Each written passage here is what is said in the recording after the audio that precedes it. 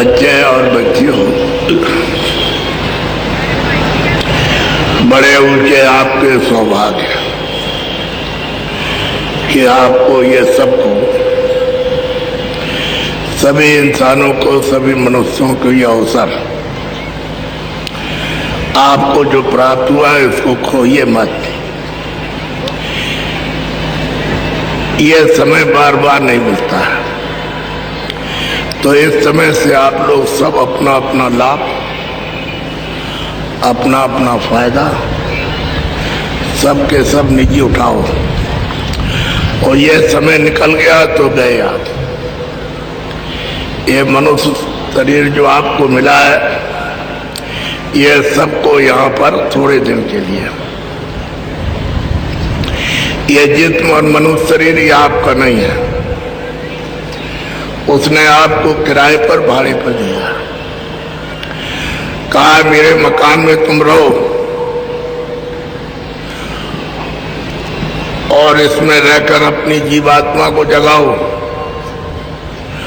और उस भगवान के पास, उस खुदा के पास पहुंचाओ और उसका दीदार और दर्शन करो। ये जब मैं आऊं तो मेरा मकान मुझको दे दो।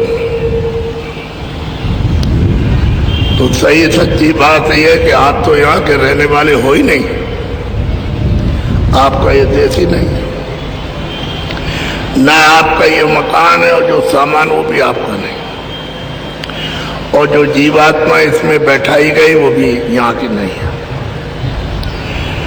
तो कहा कि अरे भाई वो तो अपने उस प्रभु पिता के, ये तो उसके सब बच्चे हैं, वहां से ये आई है, वैसे नहीं आई। यहाँ बच्चे बच्चियों कुछ नहीं था, न जमीन थी न आसमान था। तो जमीन आसमान नहीं होगा तो फिर हम कहाँ रहेंगे? तो कोई नहीं था, न कोई इंसान था, न कोई आदमी था, न कोई पशु था, न पंछी थे, न जल का समुद्र था, न वो थल की जमीन थी। ये आसमान कुछ नहीं था, और न कोई देवी, न कोई देवता, न कोई फरिश्ते थे, न अवतारी शक्तियां, न ईश्वर था, न ब्रह्म था, न पारब्रह्म था, और कोई लोग नहीं थे। तो ये सब कहाँ था? वो उस मालिक में एक अनिया नामक सच्चानंद प्रभु धामा, उसमें सब समाये हुआ था, सब सागर में। तो अथाह सागर है, जैसे पहले था वैसे अब भी है, और भविष्य में भी वैसा ही रहेगा। तो ये सब का सब वहां था। तो ये सब हुआ कैसे? तो उसके जो सर्वशक्तिवान, जो सबका माता पिता है, उसकी मौज हुई। मौज कहते हैं इच्छा। तो वो तो सब कुछ करता धरता है, तो इच्छा हो जाए तो उसकी इच्छा पर कौन रोक लगाएगा? वो सबका पिता है और सबका प्रभु है, सबका मालिक। तो उसकी एक मौज हुई, इच्छा हुई कि एक नया विस्तार कर अपने देश से अलग। तो उन्होंने अपने देश से एक आवाज निकाली, एक समुद्र से, उसी सागर से बड़े जोर से चली, वो एकदम से हराराती हुई। तो उस आवाज ने, उस साउंड ने, उस शब्द ने अनेकों ब्रह्मांड और अनेकों त्रिलोकियां और बेशुमार जितने भी आता इतने आकाश, सब वो आवाज बनाते चली आई और सब यहाँ से यहाँ तक खड़ा कर दिया। ये सब ढांचा है, खड़ा कर दिया, सब उसकी आवाज पर है। ऐसे यानी जमीन के नीचे पिलर थोड़ी है कि खंभे खड़े कर दिए, उस पर इतना जमीन का पर बोझा रहेगा। ये सब उसकी आवाज पर, उसके आकर्षण पर सब खिंचाए थे, ऐसे खड़ा है। बड़ी मोटी बात को ध्यान से सुनिए आप। तो इन्होंने सब ये खाका नक्शा सब का सब बना दिया, और जितना भी उनके देश में मसाला था सब निकाल दिया बाहर, अपने देश से, अपने सागर से बाहर कर दिया मसाला। तो ये बहुत युगों तक तो उस मालिक की मौज हुई, इच्छा हुई,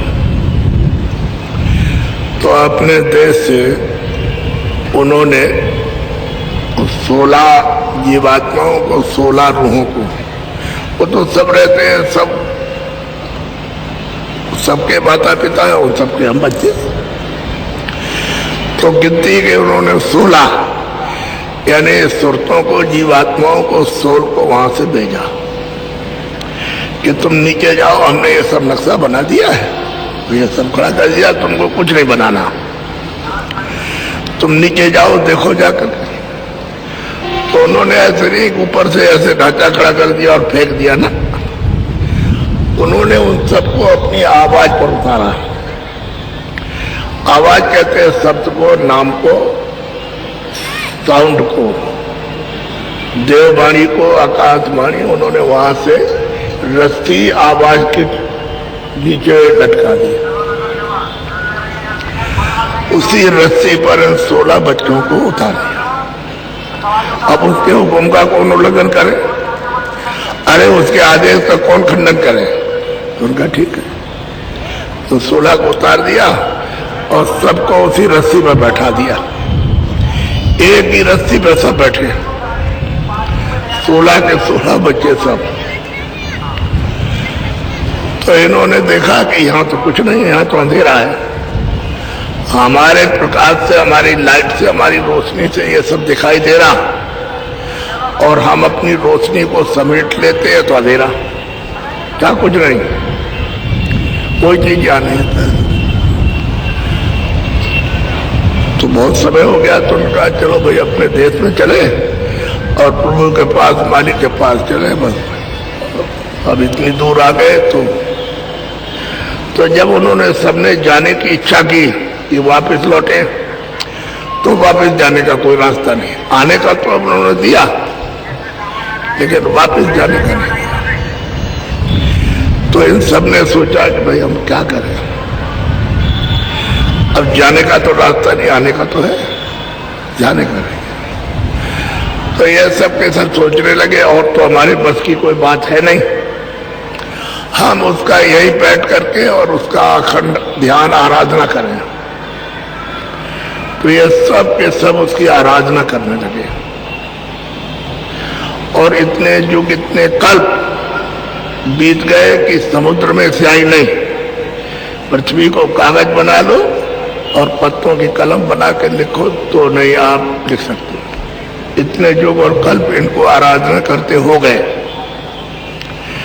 तो इतने समय के बाद तब ओम मालिक इनसे प्रसन्न हुए, कहा हम तुमसे खुश हो गए, तुमने आराधना ध्यान किया, हमारी सेवा की, तो अब हम खुश हो गए। अब ऐसा करो कि तुम अपने मुंह से मुझसे जो मांगो वही हम दे देंगे। तब ये बहुत खुश हुए कि मालिक ने, प्रभु ने कहा कि तुम अपने मुंह से हमसे मांगो तो हम जो मांगोगे वही दे देंगे। तो उन्होंने कहा हमको तो छोटा सा राज, छोटा छोटा राज दे दीजिए। तो उन्होंने कहा मस्त, हमने तुमको दिया। तो उन्होंने इनको समझाया, देखो मसाला तो सब उतार दिया, सब लोगों में, सब ब्रह्मांडों में, तुमको मुझसे जो मांगो वही हम दे देंगे। तब ये बहुत खुश हुए कि मालिक ने, प्रभु ने कहा कि तुम अपने मुंह से हमसे मांगो तो हम जो मांगोगे वही दे देंगे। तो उन्होंने कहा हमको तो छोटा सा राज, छोटा छोटा राज दे दीजिए। तो उन्होंने कहा मस्त, हमने तुमको दिया। तो उन्होंने इनको समझाया, देखो मसाला तो सब उतार दिया, सब लोगों में, सब ब्रह्मांडों में, तुमको अब देंगे, तुमको राज देंगे छोटा छोटा। तो जीवात्मा जो इस मसाले के नीचे थी उसी में, तो मसाला निकाल करके अलग किया, तो ये जीवात्मा वहां शुद्ध निर्मल साफ, और गंदगी तो वहीं से आई, और कहां से आएगी, तो बस बाहर कर दिया।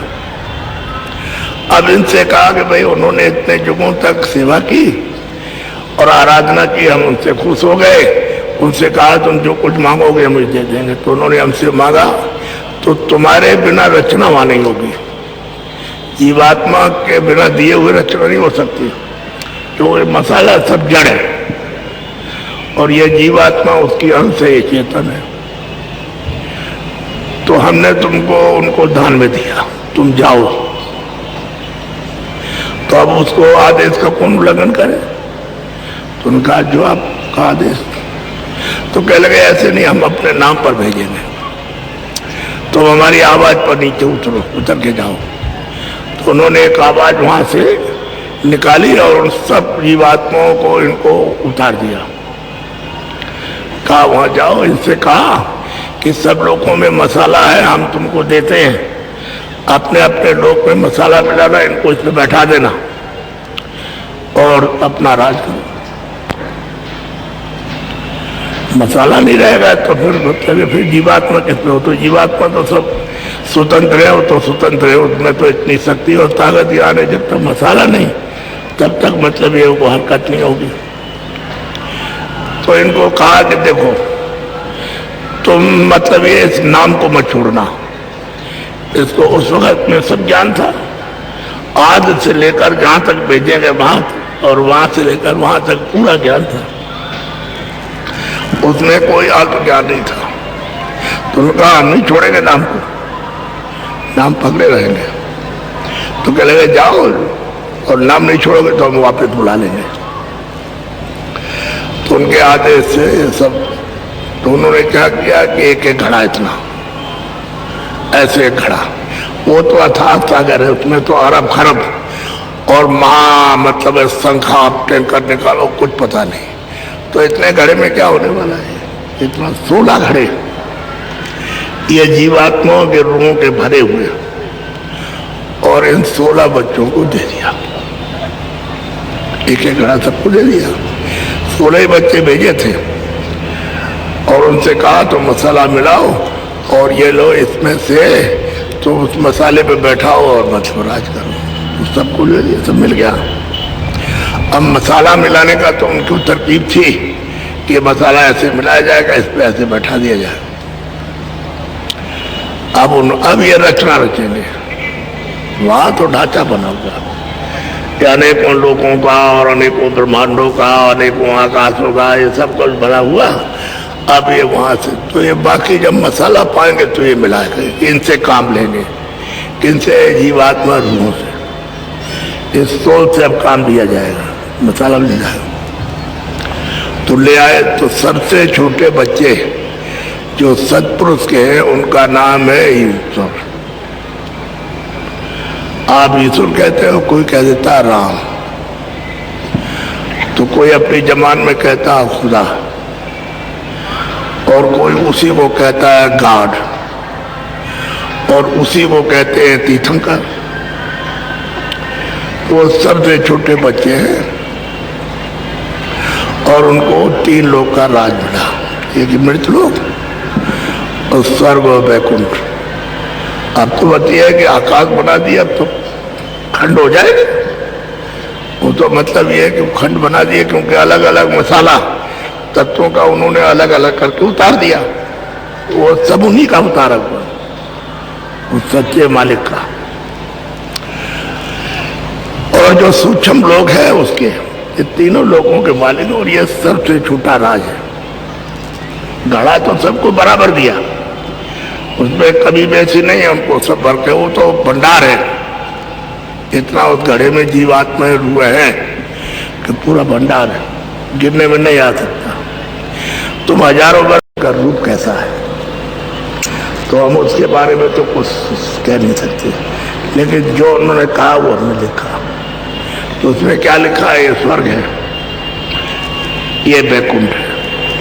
स्वर्ग का ये सुख है, ये वैकुंठ का सुख है, ये पुण्य है। तो हम चक्रवर्ती राजा बनाएंगे, ये पुण्य करोगे तो आधे देश का राज देंगे, तुम पुण्य करोगे तो हमको सारे संसार का धनी मानी बनाएंगे, तुम ये करोगे तो तुमको आधे देश का धन देंगे, तुमको बलवान बनाएंगे, तुमको सुंदर बनाएंगे। ये सब उन्होंने मतलब ये सब उसमें यही लिखा है। और ये पुण्य है, ये पाप है, ये अच्छा है, ये बुरा है, ये न्याय अन्याय, ये सत्य असत्य है, ये छल है, ये कपट है, ये धोखा है, बेईमानी, पानी पिलाना, खाना खिलाना, आदर करना, गाली देना, मारना, भगन, सब कुछ। ये कत्ल है और ये हिंसा है और ये है, वो ये है। और मैंने 4 खाने बनाए, उसी में लिखा है 44 लक्ष्योनियाँ और हमने अनेक नाम के नरक। और हम मतलब ये सबको मृत लोक में देंगे अधिकार देंगे सबको। क्या अधिकार देंगे? सब स्वतंत्र रहोगे, किसी पर हमारी तरफ से कोई बंधन नहीं रहेगा सब। क्योंकि उन्होंने कहा था कि जीवात्माओं को आपने तकलीफ दी तो हम सबको बुला लेंगे। तो उन्होंने कहा तकलीफ नहीं देंगे तो अगर हमको आज़ादी नहीं देंगे तब तो उनको तकलीफ ही देना हो गया। जब हमको आज़ादी दे देंगे तो उनके हाथ में कुछ नहीं रहा। तो उन्होंने कहा कि हम सबको आज़ादी देंगे, जो ये पुण्य करेगा उसको स्वर्ग भेजेंगे, जो ये करेगा उसको ये, जो ये करेगा तो उसको राजा बनाएंगे, तो ये करेगा तो उसको ही देंगे, सब उन्होंने। और जो पाप कर्म करेगा उसको मैं मतलब 84 भेजूंगा। और छल कपट फरेब धोखा भी बेईमानी करेगा और डकैती डालेगा या हिंसा करेगा तो हम उसको नरक भेजेंगे। तो ये पाप और पुण्य हमारे देश मृत लोग का जो विधान बना उसका कर्जा होगा। तो इन तीनों देवताओं ने 10,000 वर्ष तक सारे संसार में ढिंढोरा पीटा कि विधान बन गया है, विधान बन गया, सबको आज़ादी दी जाएगी। और ये विधान है, ये पाप है, पुण्य है, ये अच्छा है, बुरा है, न्याय अन्याय, सत्य असत्य है, ये सब कुछ उसमें लिखा हुआ है। जो कुछ भी है उसमें, ये हिंसा है, हिंसा, जो कुछ है सब। अब उसमें तो 5,000 वर्ष तक तो विधान समझाया। अब 5,000 वर्ष तक आज़ादी जो आपको देंगे वो सुन के लगे, देखो भाई 5,000 वर्ष तो खत्म हो गए, 5,000 वर्ष रह गए तो तुमको आज़ादी दी जा रही। तो संसार में सबको सुनाया कि जो आंख से देखो अच्छा हो बुरा, कान से अच्छा बुरा सुनो, और मन से अच्छा बुरा संकल्प करो, चित्त से अच्छा बुरा चिंतन करो, और वाणी से अच्छा बुरा बोलो, बुद्धि से अच्छा बुरा विचार करो। तुम स्वतंत्र, कोई हमारी तरफ से तुम्हारे ऊपर बंधन नहीं, तुम जो कुछ भी करो वो। और मैं हूं काल, मैं काल हूं, मैं किसी का भी दोस्त दुश्मन नहीं, न मैं राजा का हूं, न रैयत का हूं, न प्रजा का हूं, न छोटे का, न अमीर का, न गरीब, किसी का मैं काल। तुम जो शुभ करोगे, शुभ अशुभ करो तो उसका मैं फल देता हूँ। शुभ अशुभ कर्म फल दाता, मैं दान देने वाला हूँ। तुमने ये अच्छा काम किया है तो हमारे यहाँ लिखा जाएगा, तुमने बुरा किया तो उसका फल हम दें।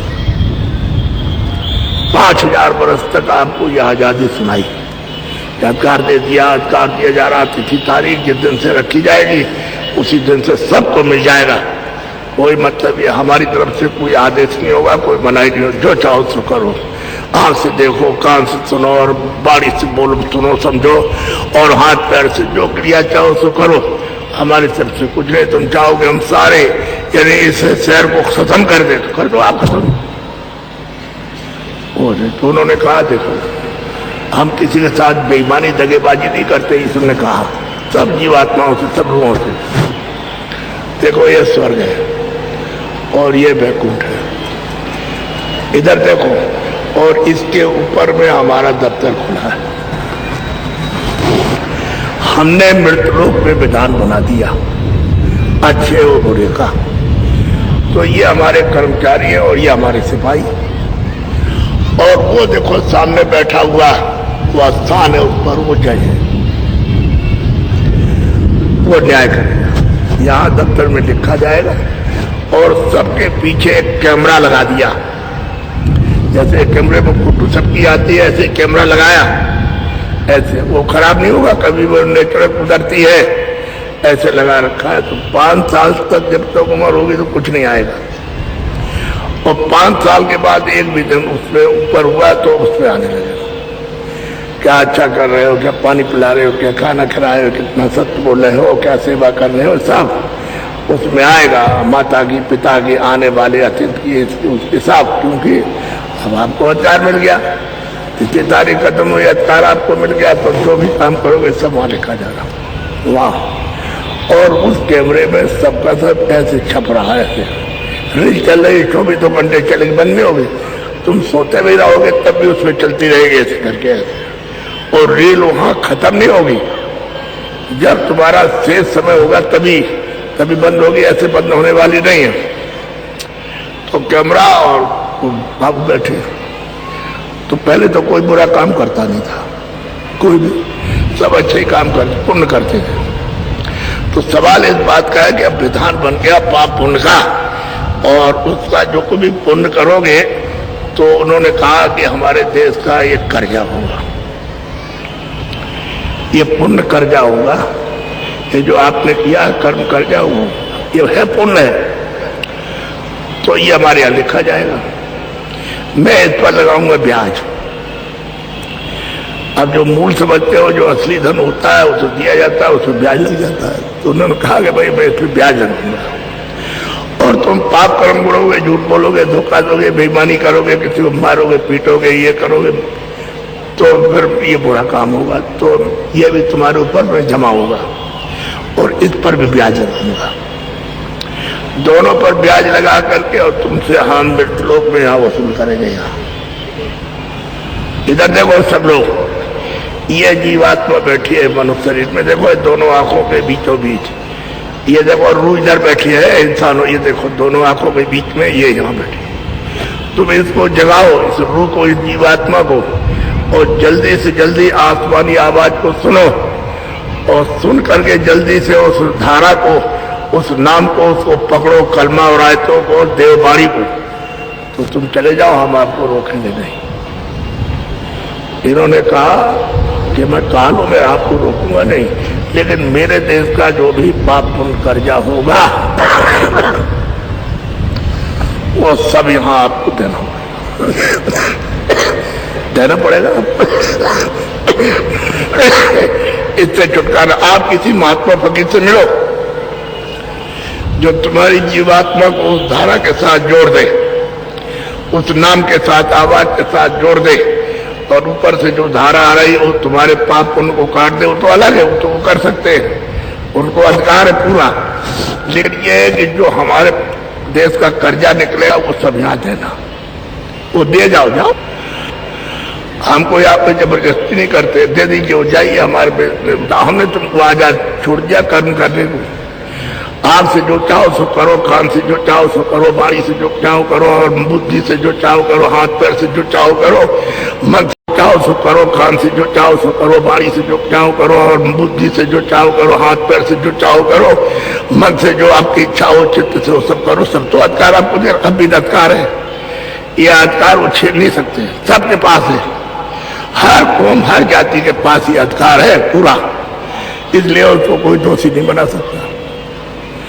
आप वो बते मालिक ने कहा था कि इनको तकलीफ दोगे, तो हमने तो तकलीफ तो हमने दी नहीं, अब ये अपनी इच्छा से, अपनी मौत से, अपनी मर्जी से जो चाहते हैं सो करते हैं, तो अब वो तो हमारे देश का कर्जा है।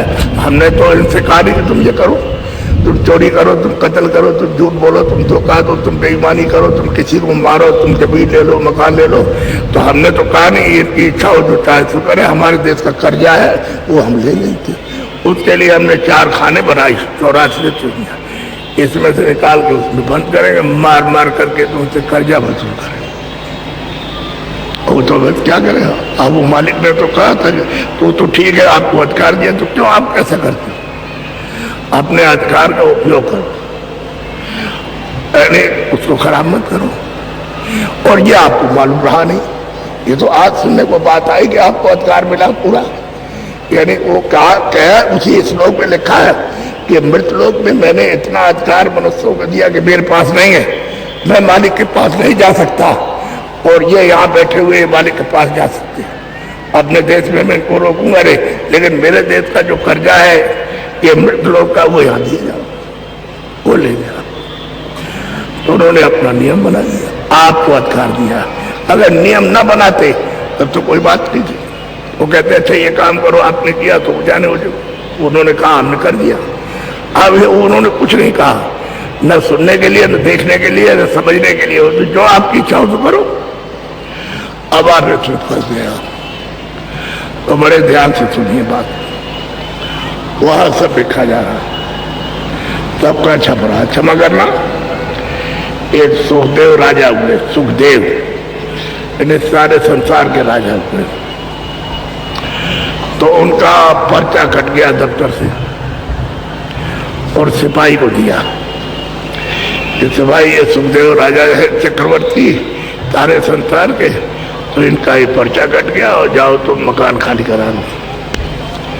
तो सिपाही ने पर्चा लिया, देखा और आवाज दी कि सुखदेव राजा, तुम्हारा पर्चा हमको मिल गया और हम आ रहे हैं, तुम मकान खाली करने के लिए तैयार हो जाओ।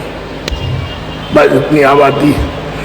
आवाज तो उसने धीरे से दी, लेकिन उसकी आवाज में इतना खौफ, इतना डर, इतना भय है कि जैसे ही उस सिपाही की आवाज को सुना तो राजा सुखदेव अंधे हो गए और बहरे और पागल हो गए और तुरंत जमीन पर गिर पड़े। तो लोगों ने कहा, अरे भाई राजा को क्या हो गया? सब दौड़ पड़े, सारे संसार में हलचल मच गई कि वो मतलब जमीन पर गिर पड़े और बिल्कुल बेहोश हो गए, बोल नहीं रहे और देख नहीं रहे और सुन नहीं रहे। और वहाँ सबने कहा खोल दो, कोई कहता कान से सुन लो, कोई कहता बोल दीजिए, कुछ नहीं। तब तक सिपाही ने वारंट दिखाया, ये वारंट है, निकलो।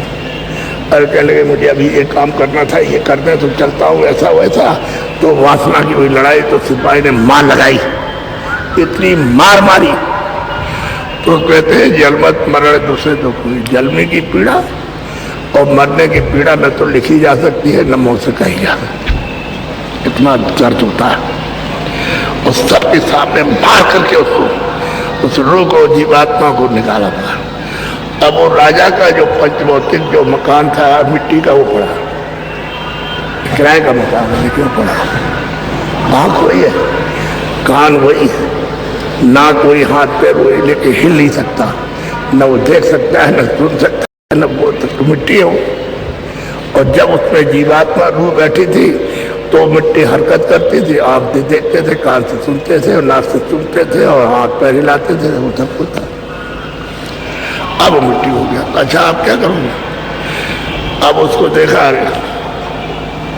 जल्दी करो, इसको कपड़ा डालो, देखा नहीं जाता, तो चला गया। अब वो सकल सूरत तो खराब हो गई तुरंत, तो कपड़ा डाल दिया। फिर उससे कहा कि जरा सा उसका मुंह दिखा दो।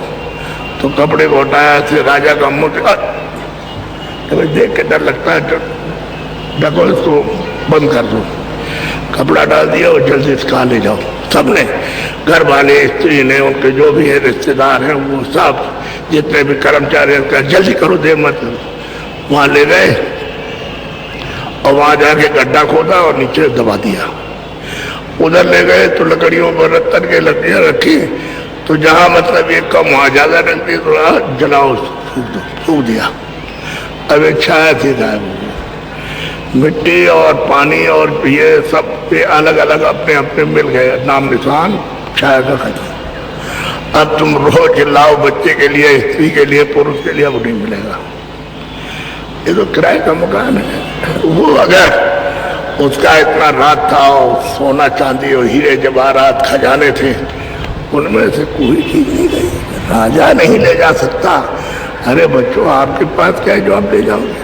वो उसके पास तो तमामतकारी और तमाम ये और सब कुछ उसके पास है, वो कुछ नहीं है। एक भी उस सुई की नोक एक बालू का कड़ नहीं ले जा सकता। तो जब वो नहीं ले गया, वहां मार करके ले गए, वहां पहुंचाया दफ्तर में, तो हिसाब सब तैयार था, हिसाब। और वो कैमरा उतारा, उस सिपाही ने उसको लिया और वहां सामने हाजिर कर दिया जज साहब के। अब उन्होंने फौरन रील फैलाई, साहब 50 साल का, 80 साल का साहब उसमें छपा हुआ, और उससे मिलाया। जो दफ्तर में कर्मचारी दिख रहे थे कि दोनों से टैली कर रहा है कि नहीं कर रहा है, देखा उन्होंने। ऐसे पूछा कि देखो, तुमने इसमें से कोई पुण्य किया है? इसको दिखाया। बात 1 मिनट में सब काम हो जाता है, 2 मिनट नहीं लगते हो। दिखाया कोई पुण्य तुमने इससे किया, पूरा इसमें तुम देखो इसमें, तो क्या कहेगा बेचारा? क्योंकि ये लाखों बच्चे और बच्चियों और औरतों को आपने ये लाखों को मार दिया है, सिर का कट पड़ा है, हाथ तड़प, ये तड़प रहा, वो ये गिर रहा, खून बह रहा है सबका सब, शहरों के शहरों को साफ कर और ये तमाम संपत्ति लूट के खजाने में जमा कर दी। ये तुमने क्या किया? हमने तो कहा था कि तुम इन आत्माओं को आराम से रखना और चक्रवर्ती राजा रहना। अब उन्होंने कहा तुमको सजा दी जाती है। सुखदेव राजा को अब सखा दी गई, सारे संसार का राजा। तो जाओ सिपाही वहां रह जाओ, उस नाम वाले नरक में सिपाहियों को दे देना और 2 करोड़ बरस उस नाम के खंभे में जलाएंगे। 2 करोड़ यानी 100 लाख का 1 करोड़ होता है, तो 2 करोड़ बरस उसमें जलाए जाए। जब ये सजा पूरी हो जाए तो फिर 1 करोड़ बरस तक उस नाम के नरक में ले जाना, फिर इनको काटना। अब वो सजा वहां सुनाई जा रही है इसको काटना। फिर 1 करोड़ वर्ष पूरा हो जाए तो उस नाम वाले नरक में ले जाना, 50 लाख बरस से इनको सड़ाना। तो हम तुमसे ये पूछते हैं कि सतयुग त्रेता द्वापर कलयुग कितने खत्म हो जाएंगे? अरे बच्चों, तुमको यानी मतलब ये है कि ये शरीर आपको नहीं मिलेगा, तो आप अपनी इस जीवात्मा पर रूह पर रहम तो करो। अरे इस पर तो दया करो, ये जीवात्मा पर तो दया करो, इस पर रहम करो, इसको इस गड्ढे से, इस तकलीफ से, इस पीड़ा से, इस यात्रा से तो बचाओ।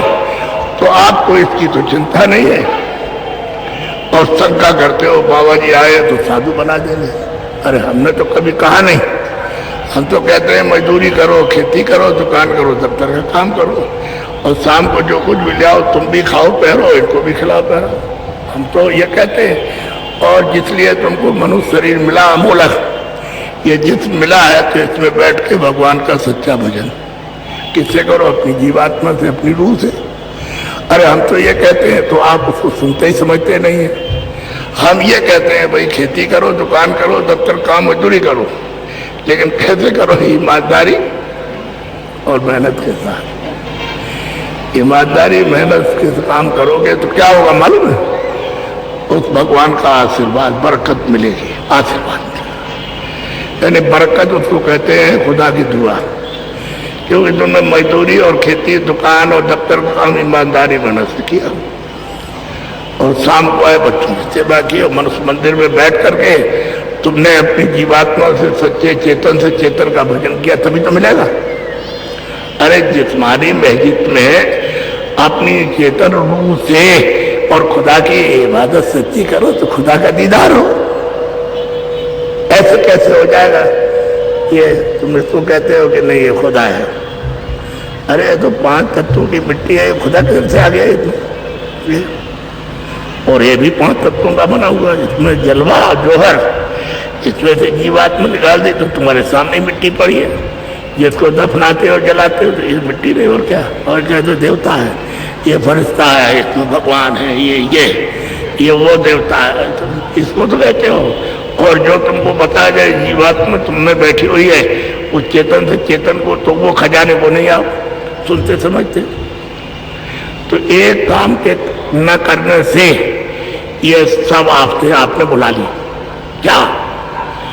कि मजदूरी ईमानदारी मेहनत से नहीं की, खेती दुकान दफ्तर का काम ईमानदारी मेहनत से नहीं किया, और बरकत को आपने, आशीर्वाद को और दुआ को खत्म कर दिया कि हमको आपकी दुआ आशीर्वाद नहीं चाहिए।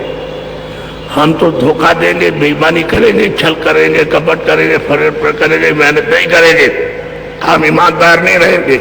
हम तो ये सब इकट्ठा करेंगे साथ सामान। तो हमारे पास एक आदमी आया, उसने कहा महाराज, भाई कैसे आए? कह लगे हमको लोगों ने बताया कि बाबा जी के पास जाने से और बीमारी दूर हो जाती है। हमने तुम कैसे आए? कह लगे हमको दुआ लेने, कुछ आशीर्वाद लेने। हमने भाई ऐसे तो नहीं मिलता आशीर्वाद। किसने कह दिया बेवकूफ ने कैसे आशीर्वाद मिलता? तो कैसे मिलेगा? हमने तुम हमारी बात सुनोगे तो फिर सोचा जाएगा। तो कह लगे कब से सुने? हमने जब से तुम्हारी तबीयत हो तब से सुन लो। कह लगे कल से आएंगे। तो मेरे पास आने लगा, तो 4 दिन समय दिया तो कहता महाराज हमको बहुत अच्छा लगा जो आपने सुनाया, हमको भगवान की चर्चा बहुत अच्छी लगी, हम और समय दे सकते हैं। हाँ आपसे? तो 10 दिन हो गए। तो बोला, कह लगे महाराज हमारी इच्छा है कि 10 दिन और आपकी बात को सुने, हमको बहुत पसंद आया। हमने ठीक है। तब तक बीच में बोला कि हम 10 दिन और ले सकते, हमने ले लो। तो 1 महीने हमारे पास। तो हमने पूछा, हमने कि तुम्हारे घर में? चले वो तो असाध्य बीमार है, मरने वाली है, और लड़का भी हमारा उसी तरह से बीमार है, हम भी बीमार हैं, हमारी हालत देखी। तो हमने उसको कुछ नहीं सुनाया, भगवान की चर्चा सुनाई बस। एक दिन हमने पूछा, हमने कहा भाई वो चारपाई में पड़ी है तो दवा? कहले हमने कुछ नहीं दिया। और तुम दवा रख करके नहीं, हमारे पास पैसे ही नहीं। तो कहला हमने बहुत कर्जा लिया, हमारा कर्जा लदा हुआ, हम कहाँ से कितना दे? हमारे पास पैसा नहीं, हम कर्जा कितना लेंगे, वो कहाँ से देंगे? तो हम वहाँ गए नहीं, हम तो जाते हैं अपने काम पर, और फिर शाम को जब आपके पास 2 घंटे समय देते हैं। हमने कहा अच्छी बात, खैर कोई बात नहीं। 1 महीना हो गया पूरा। तो हमने फिर पूछा, हमने भाई स्त्री कहले ठीक हो गई, और लड़का कहले वो भी ठीक हो गया, और तुम? कहले मैं भी ठीक हो गया। तुमने क्या काम करते हो? चपरासी। कहले 8 मील की दूरी पर दफ्तर है, वहां जाता हूँ, सुबह अंधेरे में जाता हूँ, देर में पहुंच पाता हूँ, शाम को 9 बजे छुट्टी होती है, तो मैं रात को 11 बजे आता हूँ। तो हमने एक बात करोगे? कहने का आप कहिए, तुम करेंगे। मैंने तुम दफ्तर में चपरासी हो गई, और लड़का कहले वो भी ठीक हो गया, और तुम? कहले मैं भी ठीक हो गया। तुमने क्या काम करते हो? चपरासी। कहले 8 मील की दूरी पर दफ्तर है, वहां जाता हूँ, सुबह अंधेरे में जाता हूँ, देर में पहुंच पाता हूँ, शाम को 9 बजे छुट्टी होती है, तो मैं रात को 11 बजे आता हूँ। तो हमने एक बात करोगे? कहने का आप कहिए, तुम करेंगे। अरे तुम दफ्तर में चपरासी हो, तो ईमानदारी मेहनत से काम कर। खट से खड़ा हो गया। हम ईमानदारी मेहनत से नहीं कर सकते, रह सकते। जोर से चिल्लाया तो लोगों ने सुना। तो हमने, अरे भाई धीरे से बोल, हम नहीं रह सकते, हमारे पास पैसा कहाँ से आएगा? जो हम मतलब ये है कि अपनी औरत बीमार पड़ेगी, बच्चा बीमार पड़ेगा, तो दवा कहाँ से जाएंगे? तो हमने उससे कहा तुम तो ले दे। तो 1 महीने आया, पूरे स्त्री को दवा नहीं दी और कुछ देखा भी नहीं, और खाली भगवान की चर्चा सुनी।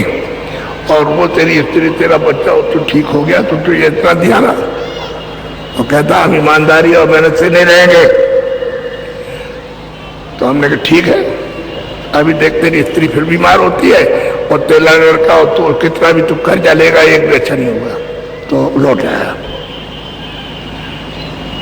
तो खड़ा हो गया। तो हमने कि भाई हम तुझे कुछ सुनाएंगे, हम कोई जबरदस्ती थोड़ी कुछ ऐसा। देखो बैठे, वो तो बैठे हुए थे, अपना भजन कर रहे थे, तभी वो देख 100 आदमी बैठे हुए। तो दिखाया उसको। तो हम तुझे जबरदस्ती नहीं देंगे, तू कल सोच ले। तो वहां से आया, बोला कि अच्छा ठीक है, अब ईमानदारी मेहनत से रहेगा, हम गिनते रहेंगे नहीं। तो वही तो बात है, ईमानदारी मेहनत से तू काम करेगा तो तेरे लिए सब ठीक हो जाएगा। अब लोग आए तो कह रहे चपरासी हमारा काम करा तो बड़ी मुसीबत है, कागज कहाँ जाओ? कागज ले लिया, काम करा दिया। 7 रुपये गए, गरीब आदमी है, तो उनका ठीक है, दस्तखत किया, 10 मिनट के अंदर दे दिया। उसको 25 रुपये देने लगा, हम 1 पैसा नहीं देंगे। हमको बाबा जी ने मना किया, तो मेहनत ईमानदारी से लेना, किसी कुछ लेना हम नहीं लेंगे। तो फिर आता रहा, तो 10 दिन सुना।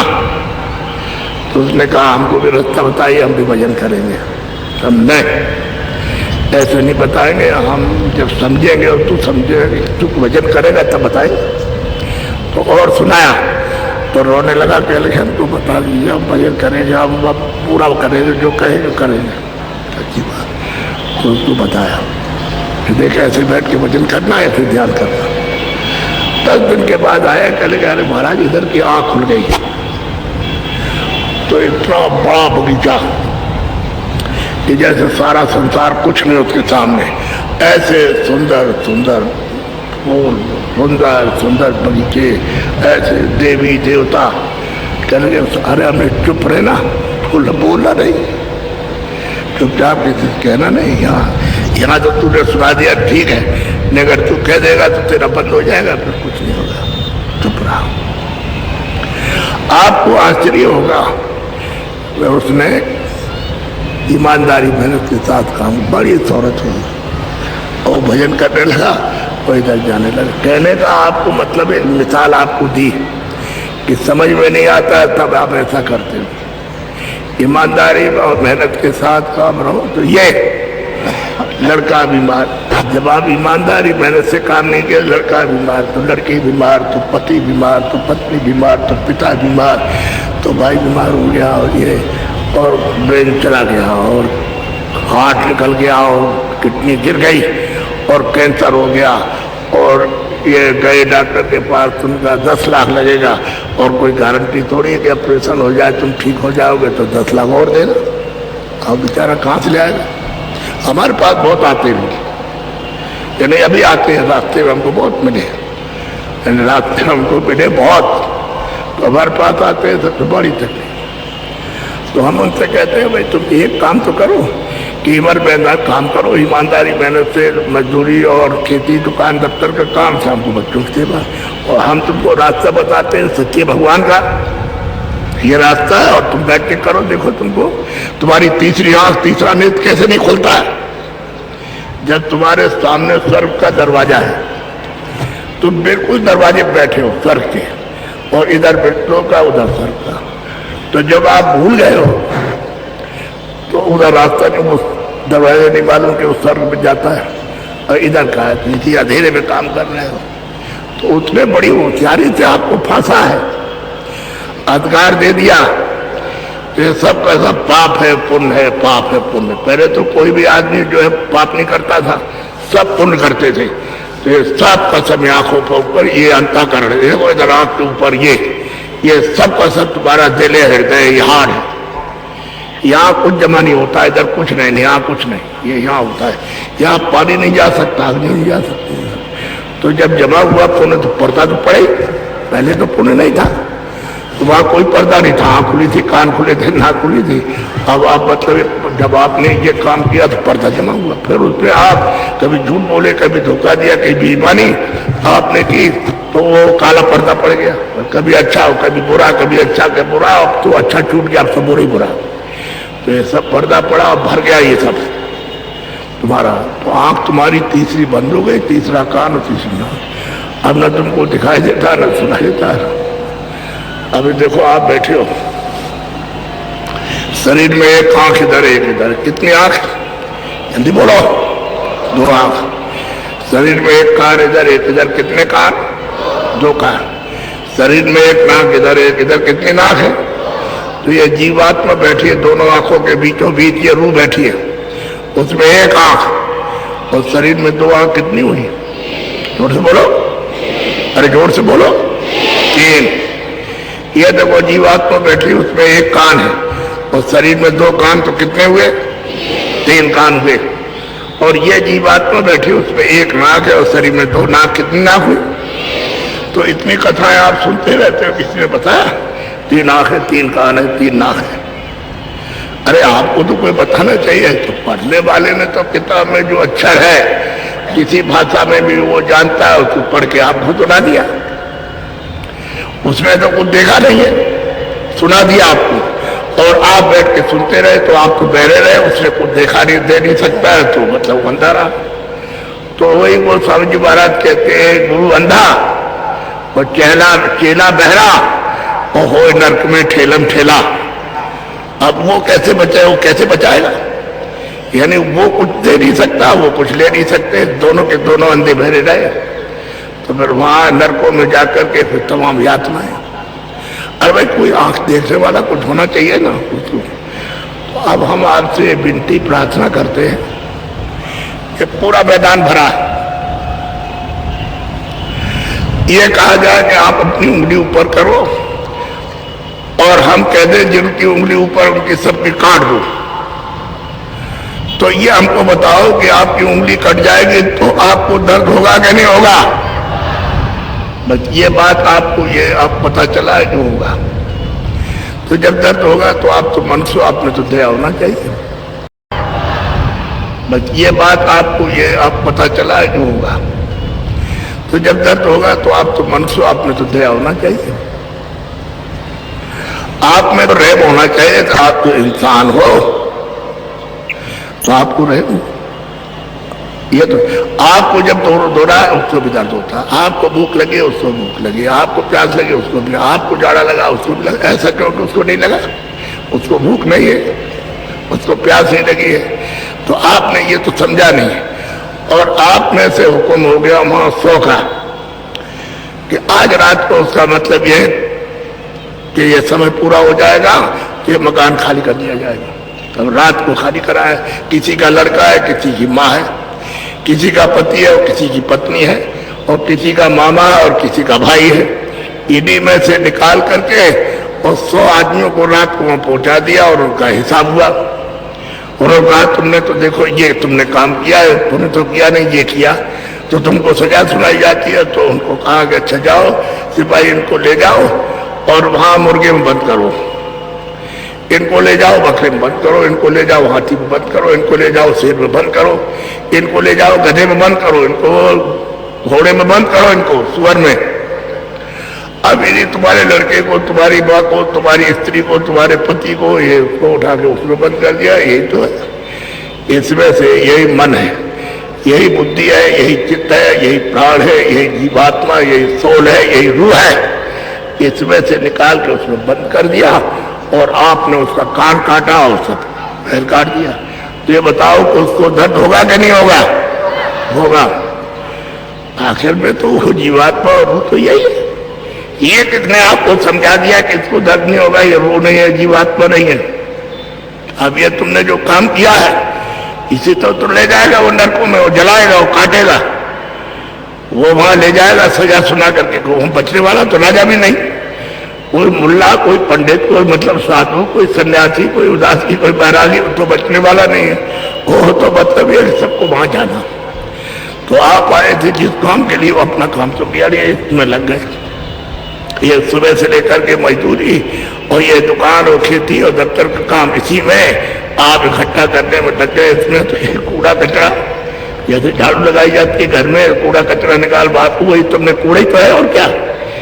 जब ये कूड़ा है और इसी ने उसको इकट्ठा किया तो वो कूड़ा तो है ही। इसमें से चेतन जीवात्मा निकाल के अलग ये कूड़ा पड़ा। अब आप तुरंत लड़ा और आपको नफरत हो जाएगी, नहीं इसको फेंकाओ, तो ये कूड़ा है, कूड़े को तो फेंका जाता है। तो ये सब कूड़ा पड़ा हुआ है, जो कुछ आपने इकट्ठा किया है सब ये पड़ा है, इसमें से कुछ नहीं आपके साथ किया। तो आप ये बात क्यों सोचते हो जिस काम के लिए हम आए कि हमको अमोलक अपना आत्मधन मिले, रूहानी खुदाई खजाना मिले और हमको नजात यहाँ से मिल जाए, हम छूट जाए जन्म से, मरण से और इन दुखों से, और अपने देश में, अपने घर में पहुंच जाए उस इंसान के पास, मालिक के पिता के पास। तो सदा के लिए न जन्मो न मरो, न 84 जाओ, न नरक हो जाओ, न कोई काम है, न कोई काज है, न अच्छे है, न बच्चे है, न कच्चे है। तो हम आपको कुछ देने आए, इतने याद रखो, दया करो, रहम करो, किसी आदमी को, बच्चे को मत मारो, किसी पशु और पंछी को मत मारो जिसमें से जीवात्मा निकाल दी जाती, निकल जाती है, वो मुर्दा हो जाता है। उसको जो भी आदमी इंसान छूटेगा तो उसको मतलब ये छुआछूत लग जाएगी, अशुद्ध हो जाएगा, यानी पाक साफ नहीं रहेगा, ना पाक। तो उसको नदी में, तालाब में, कुएं पर स्नान करते हो, कपड़े धोते हो। तो आप ऐसा करो, रहम करो, दया करो सबके लिए। वहां तो कचहरी एक है सबके लिए, वहां को ना हिंदू है, ना कोई मुसलमान, ना सिख है, ना ईसाई, ना ब्राह्मण है, ना सच्चे, ना वहां कोई हरिजन है, ना कोई नाई, ना धोबी, ये वह कोई नहीं है। क्योंकि ये सब नाम आपके यहाँ रखे हुए अपनी सुविधा के लिए, सहूलियत के लिए, उसकी तरफ से कोई नाम नहीं। तो आप उसको समझ लो अच्छी तरह से। तो आप दया करो, रहम करो और ऐसा काम मत करो कि रूहों को आप अपनी आजादी से इतना उनको पीड़ित सताओ और उनको मारो, उनकी हिंसा करो, तो फिर आपके लिए हो। दूसरा यह है कि शाकाहारी रहो। शाकाहारी का मतलब है जितने अनाज है खेत में, सब्जी है, सूखे गीले फल हैं, उनको आप 100 बार खाओ, हम तो मना नहीं करते। आपको भूख लगे तब खाइए, आप हजम हो जाए तो खाइए, नहीं हजम हो जाए तो 2 बार 4 बार खाओ, नहीं हजम होता है तो मत खाओ, और हजम होता है 6 बार 6 बार खाओ। हम आप और अच्छा कपड़ा पहनो, अच्छे मकान में रहो, अच्छी झोपड़ी में रहो, हम तो कोई मना नहीं करते। और बीड़ी हुक्का तो पी सकते हो, हमने तो पिया नहीं, लेकिन आप पी सकते हो।